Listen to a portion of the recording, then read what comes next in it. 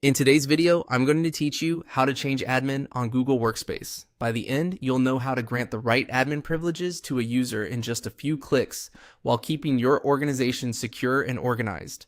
First, open the Google Admin Console in your browser. You'll need to sign in with an account that has permission to manage roles, typically a super admin or someone with delegated role management rights. If you don't see the options shown here, you may not have the necessary privileges, so check with your organization's primary admin. Once you're in the admin console home, look for users. This is your central place to see everyone in your domain. Click users to open the directory. If you have a large organization, use the search bar at the top to quickly find the person you want to update. Accuracy matters here. Double check that you've selected the correct account before proceeding.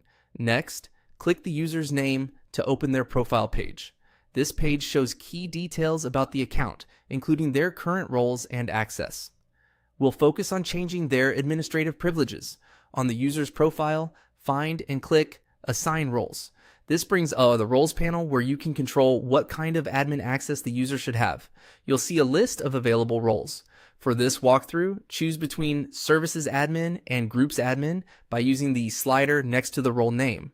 Services Admin is best when you want the user to manage settings for Google services, such as Drive, Calendar, or Gmail, without giving them full user management or billing control.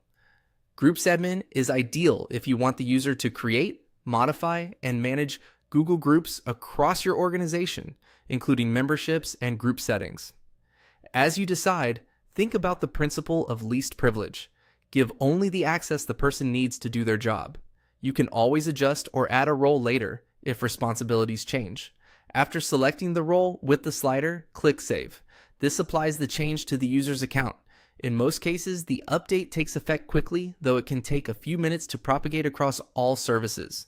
If the user doesn't see the new capabilities right away, a brief wait or a fresh sign-in usually resolves it.